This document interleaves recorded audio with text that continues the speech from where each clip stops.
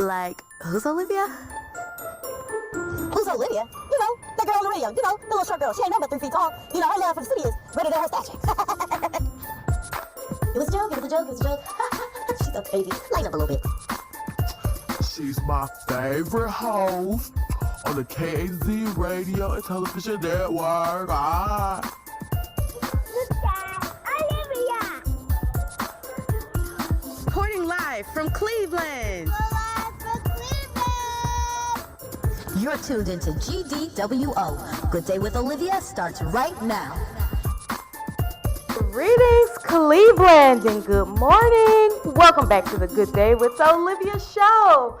I'm your host and self-proclaimed city ambassador, Olivia Winstert, serving up the good news to you each and every morning, each and every Saturday morning, keeping you informed, engaged, and connected. Cleveland, are you registered to vote? General election, the date is approaching. Are you ready? Is your voter information updated? Is your address current?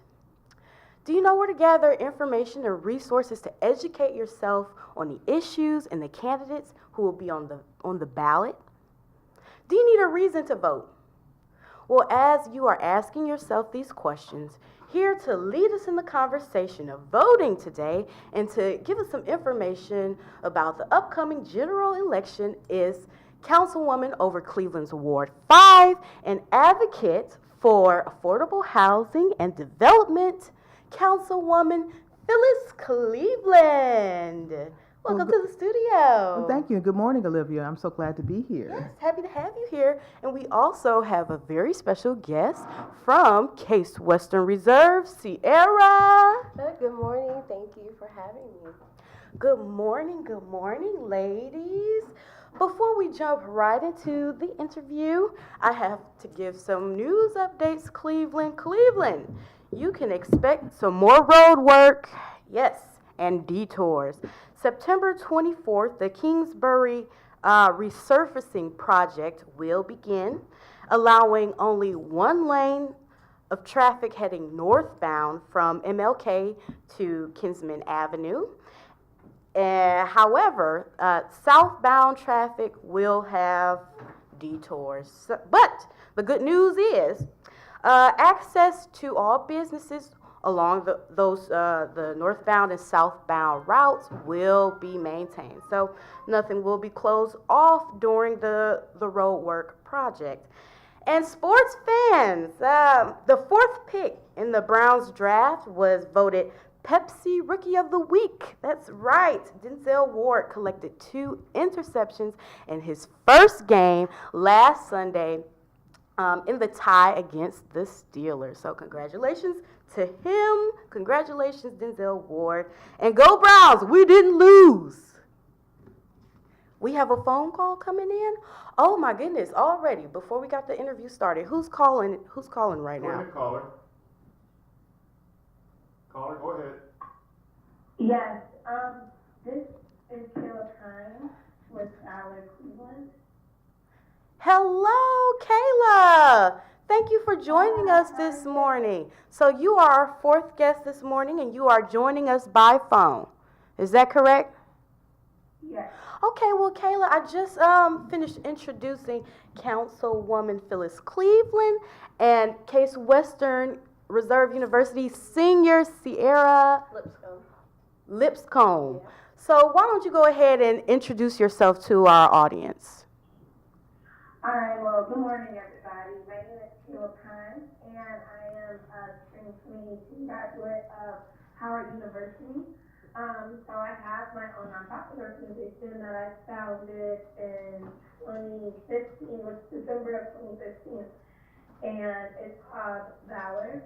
And basically what Valor means is to be courageous throughout a battle. So the reason that I chose that name is because I feel as though we need, as millennials in general, need to be courageous through life, because right now we're going through a treacherous period, especially in regards to politics, and we need to start fighting for what we believe in.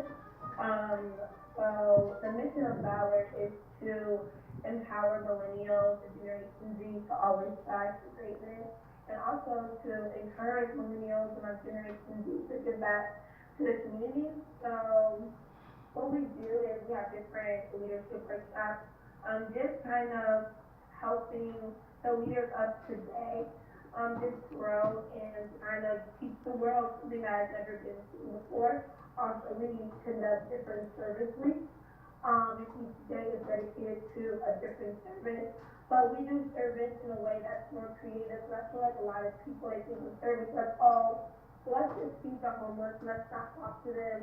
But we do things like going to homeless shelters in Cleveland and little bit parties, or then go to juvenile detention center and we just play fun games with the youth in there.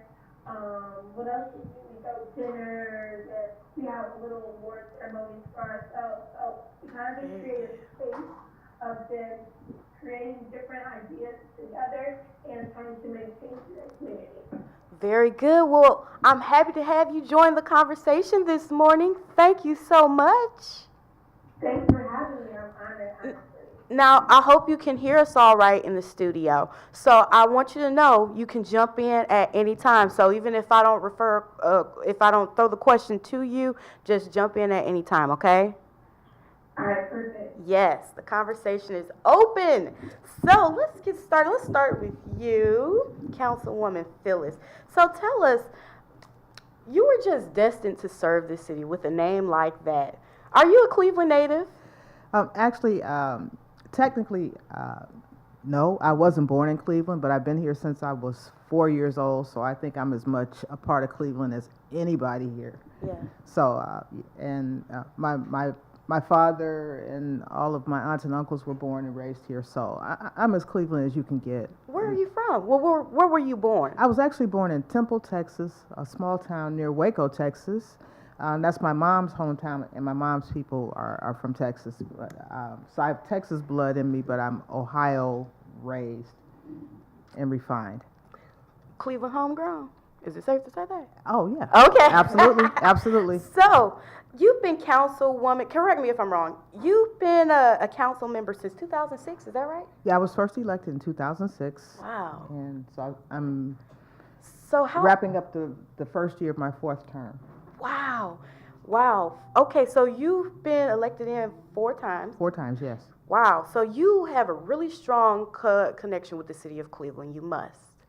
Well, yeah, you have to be elected, and for people to continue to elect you, you definitely have to have a connection, a strong connection, and people have to really feel that they know you, that you care about what they care about. Yeah. What's that connection for you? What specifically for you? What's so unique about you that you've gotten elected 4 times? That's hard to say, Olivia. I'm from the city. I live in the same neighborhood I grew up in. I live in Central. Yeah. I've lived in a 4-block radius my entire life here. I went to Cleveland schools. I graduated from East Tech. I'm a proud Scarab.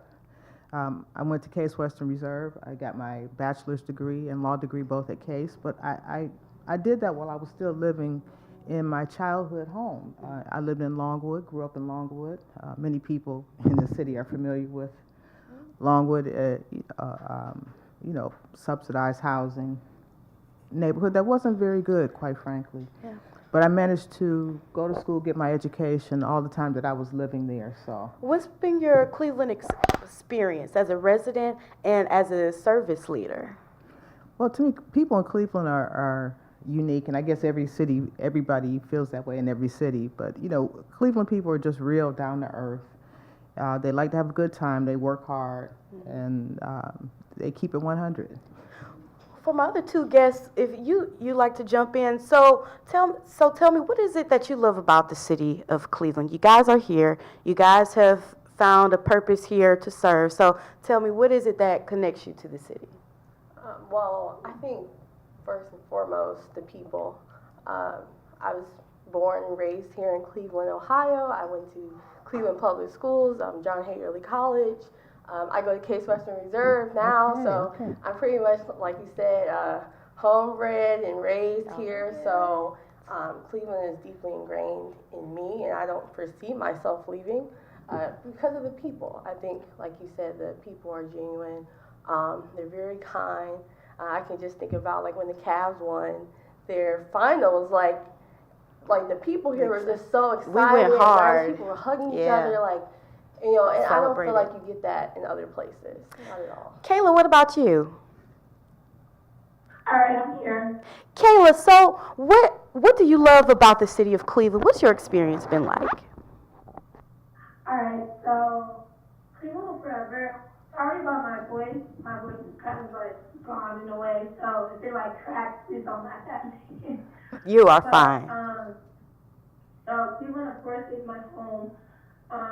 I've met the most amazing creative people in Cleveland. Actually, many of my friends, we were just sitting around, I think we were just on the phone one day, and we were just talking about how we want to do more for Cleveland because most of us, like, we're in college or we're not going to be home, but it's like we're so passionate about like the growth of Cleveland, so we're like, well, let's start a nonprofit and let it be service-based so we can always like give back to Cleveland. So I would say the biggest thing that I love about Cleveland is its people. I usually come home often, like I try to come home once a month. I don't know, it's just so like welcoming, and I think that the city of Cleveland is growing, and I'm excited for the future of Cleveland because I feel like a lot of people are going to start to become known because I've seen and I've heard like I want to have the most intelligent conversations with my friends from Cleveland, so Yeah. that's what I love about Cleveland. Very good. Well, let's jump right into the conversation of voting. So I'm gonna start with you, Councilwoman Phyllis. So what is the general election? What is this? Can you tell? Is this countywide? What is it? How is this working? How is it different from like presidential election? Can you educate our audience members? What's coming up? Sure. In 2018, this year's election on November 6th are what are referred to as midterms throughout the country.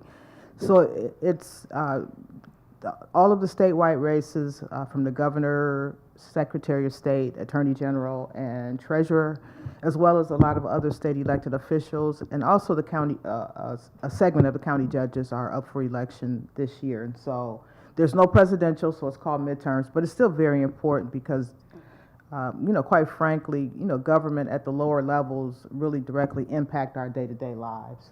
And it's important that in Ohio that we elect governor and other statewide office holders who are who understand our needs and who will advocate for the things that people in our community need. Unlike the current regime in Columbus now, who is systematically try to dismantle all of the social programs, Medicaid, taking money from education, shifting money from public education to private and charter schools, i.e. the ECOT scandal.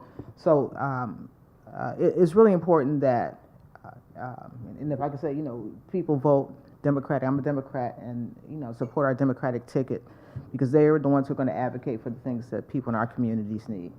Very good. So although this is not presidential election, it's still important for Cleveland to go out and vote, because we're voting for the people who will be representing us and advocating for the issues that are relevant and most important to us. Is Right, that and in correct? fact, I would say this is probably the most important election that we face, because if we continue to put Republicans in the governor's office and the other seats,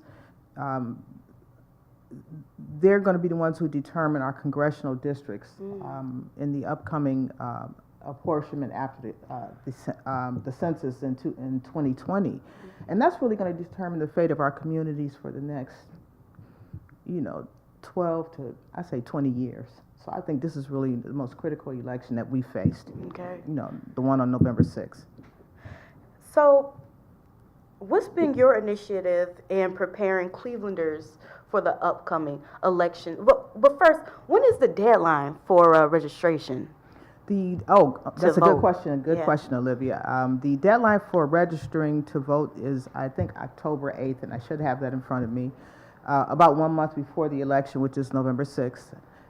So, you have time, you have plenty of time to register. It takes a few minutes, and there are a lot of voter registration drives going on throughout the city.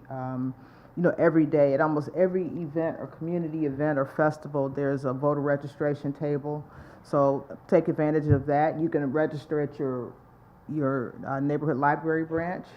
And if you're unsure about dates, make sure to contact your board. Is it Board of Elections? Cuyahoga County Board of Elections, 443-3200, or you can look online. Mm-hmm. Very great resource. Absolutely. Yes. So, are eligible voters, are they taking much interest in the upcoming elections? Like, what have the numbers been in the past or this year? What are you witnessing this year? Well, honestly, we're not happy with the voter turnout in our community in the last few years. And I think we've seen in Cleveland and in the county and in other places as well, the voter turnout is diminished with every election, and that's not good. That's not a good situation. So a lot of people in this community have been working very hard, and I'm working with a number of different organizations, including the County Democratic Party, Young Black Democrats, Stonewall Democrats, and almost anybody who's doing any type of community event. We're also again using that as an opportunity to encourage people to register, and of course, we're going to be kicking up the GOTV Get Out to Vote efforts. Kayla, you still there? Yes, I am. All right. Kayla and Sierra, I'm going to ask you too. You've heard of voter apathy. You've heard of this. Can you explain to the audience what this is? And what voter apathy means, and I probably already explained it, but can you explain that? Well, would you first, can I explain the organization that I'm from? Go right ahead. Represent that. So I'm an ambassador and team leader for Vote Everywhere. So Vote Everywhere is a program of the Andrew Goodman Foundation. It is a national, nonpartisan organization dedicated to making young voices and votes a powerful force in democracy. So, we focus on voter registration efforts, voter education efforts, and GOTV, Get Out the Vote efforts on college campuses throughout the country. But our chapter at Case Western Reserve really kind of hones in on those three umbrellas, and we really try to get students registered out to vote, because student turnout at the polls on election day can be not significant as we would like. So we really try to do now. Now, to your question about voter apathy, now I can speak from the student perspective because I work with a lot of students. It's really the feeling that your vote doesn't matter, and that you're just one of millions of votes. Yeah. So a lot of people will take that and say, well, what does it matter if I vote? I'm just one of a million. But what people don't understand, and I think this is critical to the work that we do in Vote Everywhere, is that there are multiple people that think just like that. Yeah. And so that one vote turns into millions. Yeah. And it's important that, as a collective, that we try to change that mindset and really get people to think about voting, because it is a part of the democratic process. And not only is it right, but in Vote Everywhere, we really think it's a duty that you exercise your right to vote, and especially young people, because we're such a significant part of the population, but yet we have some of the lowest voter turnout rates in the country. Yeah. So we're always talking about register, go register, go out there and vote. But what efforts have been made to really educate people on the issues? And I understand people don't want to, they don't want to come off biased, but what efforts have been made to present the issues that is in a way that's been articulated in a way that is unbiased, that you're just interpreting issues to people? So like I said, Vote Everywhere, we're nonpartisan. So we don't advocate on behalf of any political party or political affiliation. So what we do is we try to give people as much of the facts about all of their options as possible. Like in the past at Case Western Reserve, we've done tabling to educate people on their senators, so that they know who they are and that they can call them or email them or write them letters if there are issues that are coming up that they care about.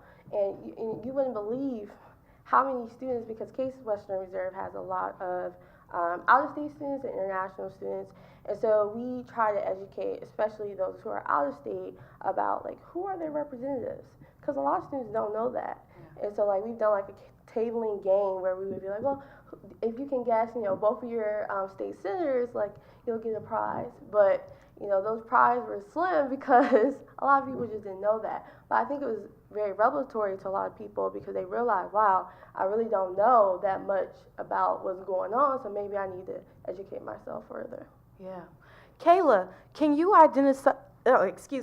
identify some resources available to the community where they can go to educate themselves on issues and candidates? What resources have you explored? Okay, so in regards to, I was about to just go way back about like how I feel about like voter registration, voter engagement. So I'm sorry about my voice as well. So no worries. in regards to getting people excited to vote, we have to think of new creative ways to engage younger people, engage millennials, engage Generation Z. Okay, so in 2008, during the Obama campaign, Obama had different filters on Instagram. It was something like so small like that, but since he connected with social media, connected with young people, people are like, you know what? He's showing effort. Let me try to get out to vote. People need to start engaging in the entertainment and the social media side of voter registration. A lot of people don't know where to go.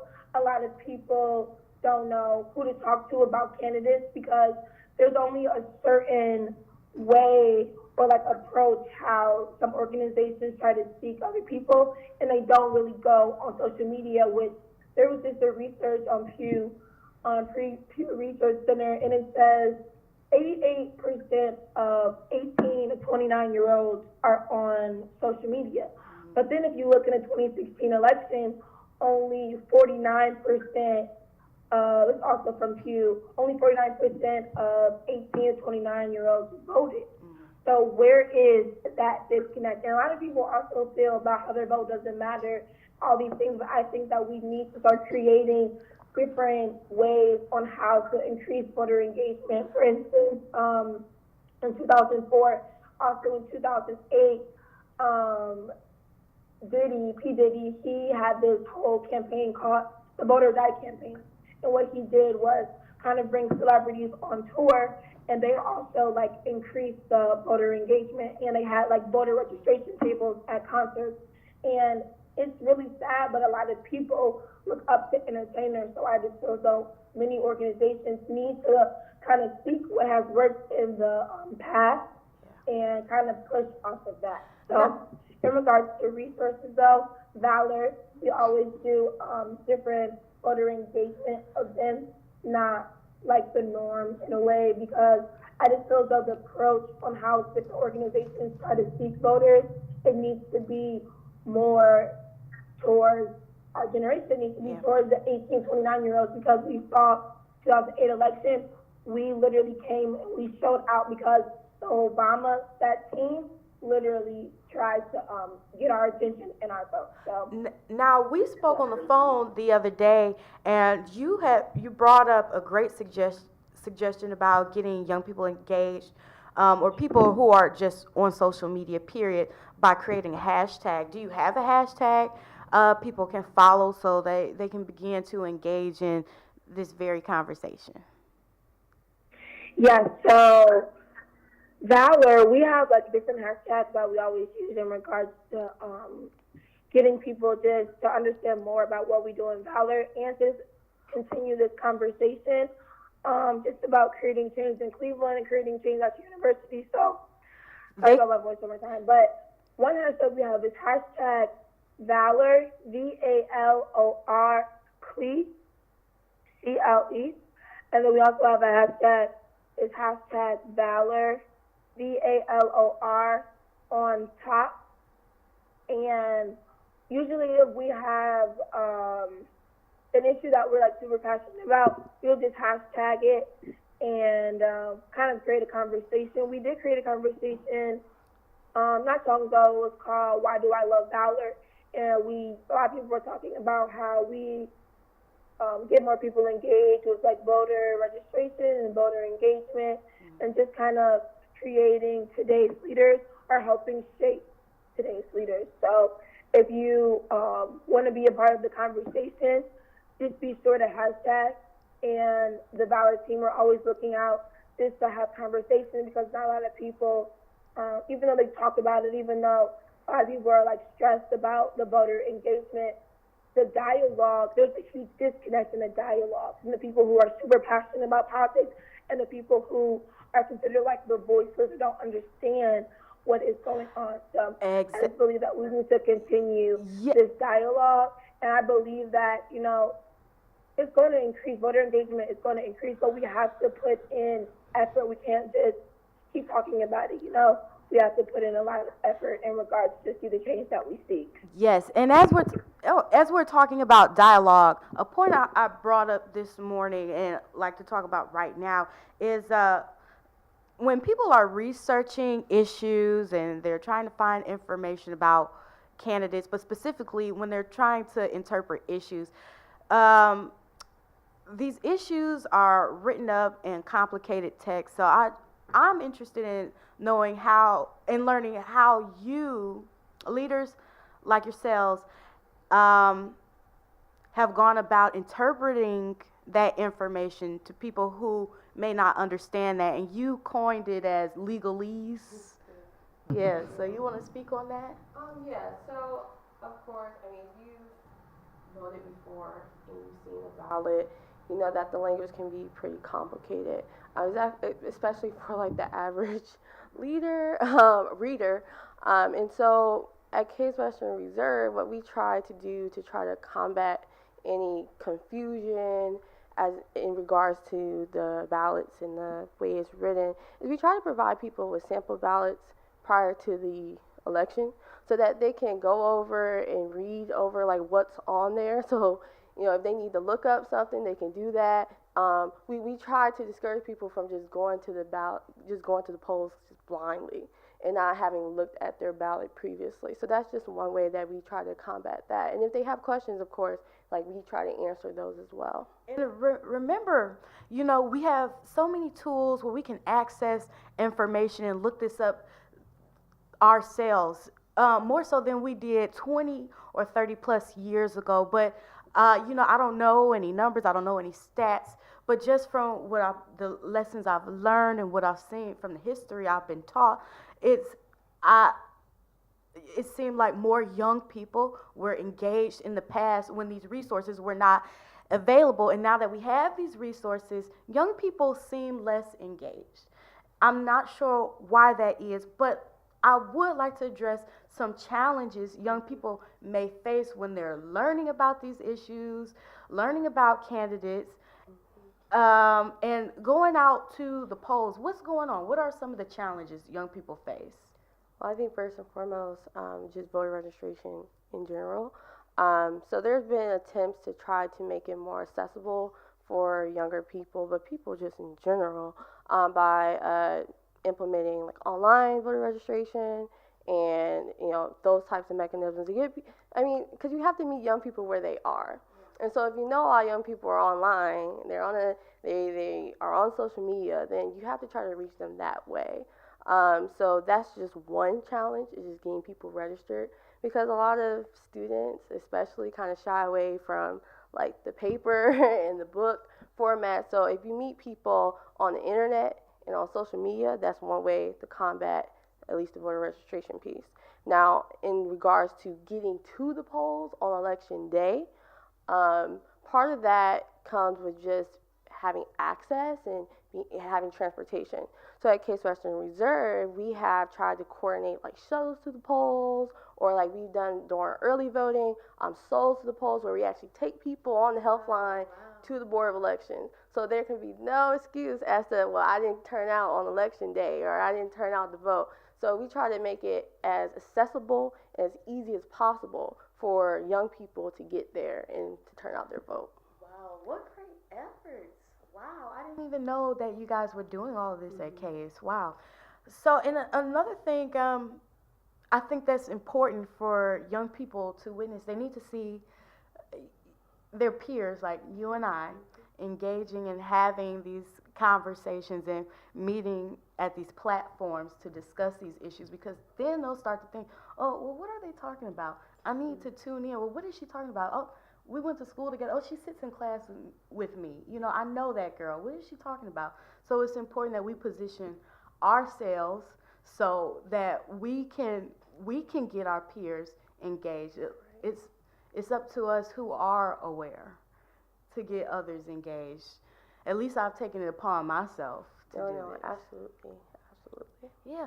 Well, what are your thoughts? So why is it so important why go vote? If you had to give them one reason to go vote, what would that reason be? Your life depends on it. And that's reality. Government impacts our lives in many ways. It impacts the social policies that determine your education, what education you're allowed to get, where you live, what kind of job you're going to get. It impacts how we deal with crime and policing. Almost every impact of our lives is you can trace back to a vote to an elected official or someone who's been appointed by an elected official who makes a policy. So again, it affects everything about your lives and how your children are going to grow up and what kind of neighborhood you live in. And if I could just share one real brief illustration. In my first election in 2005, the primary 2005, I'm new to running for office, never run for office before. Very engaged as a voter and as a citizen, but I'd never run for office, and the opportunity came to run for council. And I ran against an opponent who was well known and well funded, and I won my primary by 1 vote. Wow. And so, for anybody who says that my vote doesn't matter, I wouldn't be sitting here today if your 1 vote did not matter. Wow. So, and the most important message out of this is your vote absolutely counts. But what you don't feel today, or what doesn't affect you today, will affect you tomorrow. So, Cleveland, you've been tuned in to Good Day with Olivia. That's our show for today, Cleveland. Before we head out of here, any final messages from Kayla, Sierra, or Councilwoman Phyllis Cleveland? Any contact information, you guys? Where can the folks reach you? You want to go first? Okay. I don't care. Go ahead. Alright,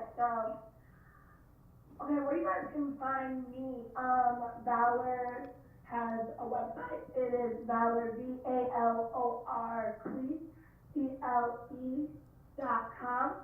And if you want to join, we have one of the tabs on the website is to join our organization. Some final words that I want to give to everybody is always feel free to dream, and whatever you see can happen in the future, you just take a step back and literally try to build the baby steps in regards to seeking that dream, because nothing is ever impossible. And in regards to the leaders who are trying to increase voter engagement, just go to the community and seek what people actually need within the community, and then try to have a team of creatives so we can, start going back and voting, because especially for Black people, our ancestors, they died to have this right, and we need to respect our ancestors like that. And also, my voice is cracking, and also we just need to see that our vote is truly powerful. So that's my last word. Sierra? Yeah, so if you want to follow Vote Everywhere, you can go to our website, our national website at voteeverywhere.org, I believe. You can just Google it as well. And if you want to follow our particular chapter at Case Western Reserve, then you can find us at Vote Everywhere at CWRU on Facebook. My last final messages, I would just say, if you're not registered to vote, go register to vote. And when election day comes around, make sure you turn out at the polls, because it's so, so very important. And even especially to the young people, like, your voice matters, your vote matters, so just do it. What's your website? Well, the Cleveland City Council website, you can Google Cleveland City Council. My office is 216-664-2309. I'm also on Facebook, I'm on Instagram, I'm on Twitter, I'm on LinkedIn, and a few other sites. And so, I'm really accessible and easy to reach, and people reach out to me in multiple ways.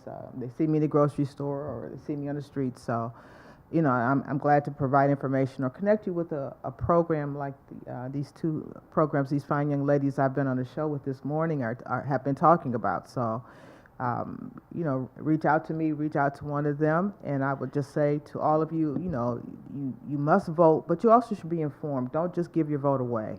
Don't just, understand what you're voting for and who you're voting for. Your vote is really valuable. People wouldn't be trying so hard to take it away from you if it didn't matter. Cleveland, you know where you can find me on Instagram at Good Day with Olivia. I'm Olivia Winstead, signing off until next Saturday. I'll see you at the polls, Cleveland.